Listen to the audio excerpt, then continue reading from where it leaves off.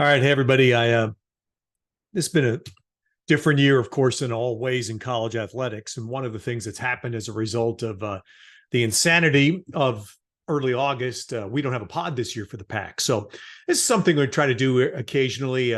Yogi and I are trying some Instagram stuff, and I thought I'd resurrect the old YouTube channel and try to make this brief, hit some bullet points and bigger picture things, not just the pack.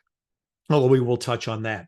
Uh, I don't know if you're a wrestling fan, if you remember the great Mean Gene Okerlund. I was fortunate enough to become a friend of Gene's. I worked with him when I was a very young guy in Minneapolis, and Gene was working as an advertising salesperson and rep. We became friends through the years. He actually opened the door for me to go into wrestling once way back, which I never went through, but was a wonderful guy. And I thought of Mean Gene at the end of the Ohio State Notre Dame game last Saturday when Ryan Day totally snapped in the post-game interview on the field. Mean Gene became the perfect conductor of the symphony orchestra that was WWE wrestlers and managers. Mean Gene would have been perfect orchestrating Ryan Day's so out of character snap over words that Lou Holtz had said, and most of you know what that is by now. The odd part is that I spent a year around Ryan Day. In 2016, Chip Kelly was the head coach of the San Francisco 49ers. Ryan Day was the quarterback's coach. I don't think I heard him say 5 words all year because that's common. A position coach in the NFL is definitely seen and not heard. That rant was the most I'd ever heard Ryan Day say in my life. It was incredibly emotional. And I think it emphasized another point, which is that the line between sport and entertainment is being blurred more and more every day, and it's crossing into every sport.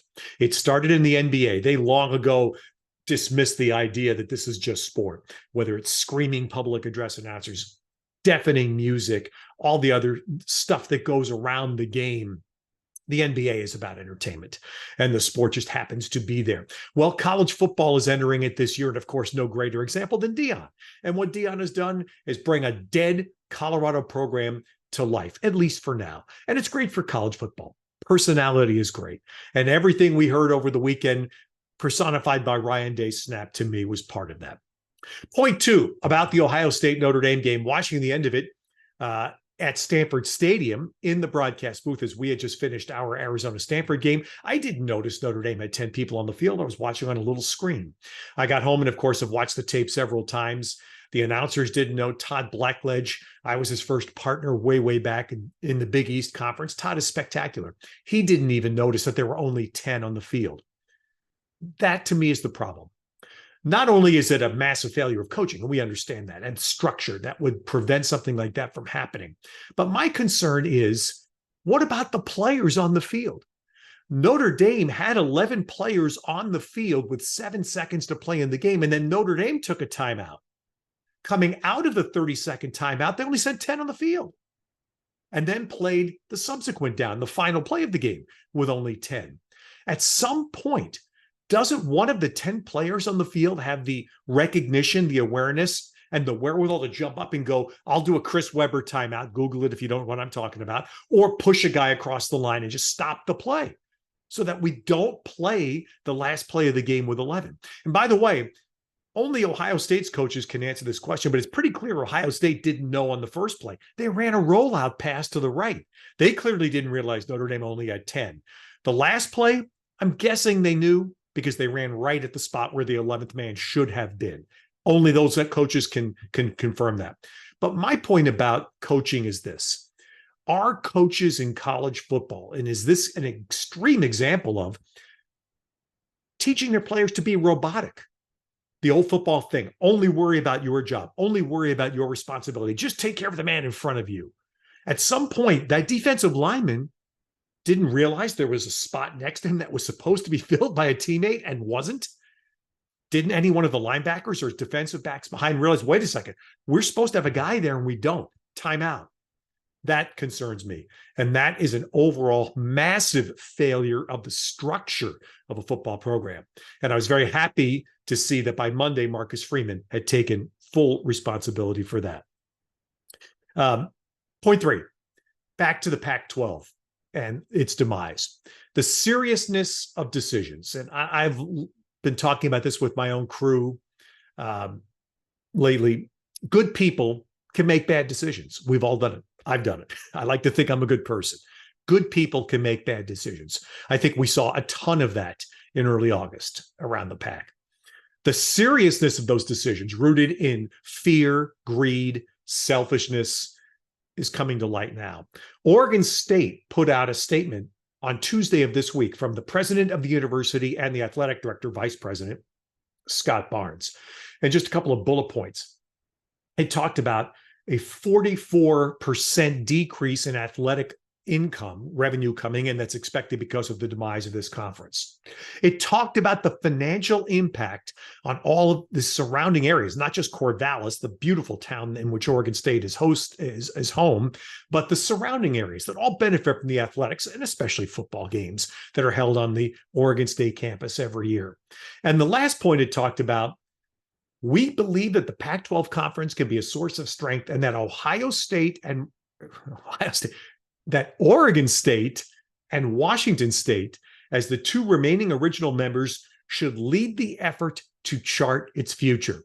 That sentence was buried in the middle of this long statement, but to me, the most telling, because it highlights that this is going to be likely a contest that will continue for a while. And sadly, the biggest winners will be lawyers. But I thought that that's something that hasn't been talked about enough. The impact on universities that will be felt by student bodies when athletic revenue decreases, and on communities that depend and have built themselves around that athletic income. All right, let me finish on some good news. There was a wonderful story in the San Francisco Chronicle this past week about the participation in high school football. I live in Northern California, in the Bay Area, fairly highly educated area. High school football participation has been down until this year. For the first time in 8 years, participation is up. High school programs, according to the story, have had to reinstate some JV and freshman programs. Some schools are short of equipment. Is this a better sign of where football will head in the next decade? Hope so. Certainly, in my view, the fact that tackling is better, that the 10 years strive to take the head out of it, targeting and all of the frustrations it brings us when we watch a game with the targeting fouls, but there's a benefit. I see it every week this year in college football. Yogi and I have talked about it in games. Tackling's better. Yes, there's still a rare miscue, but overall it's better. And is the game safer? That parents are feeling better about letting their young people play football. This article in the Chronicle is clearly a good sign of that. And lastly, you know what's going to happen Saturday? USC is playing at Colorado. You know what time they're kicking off? 10 a.m. in Boulder. I've got to tip my cap, and I think everybody out here should tip a cap to John Wilner.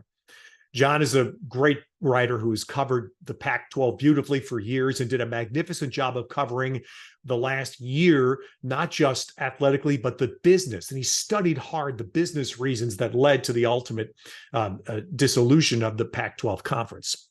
John is the guy that years ago came up with the idea, why not try a 9 a.m. Pacific time kick?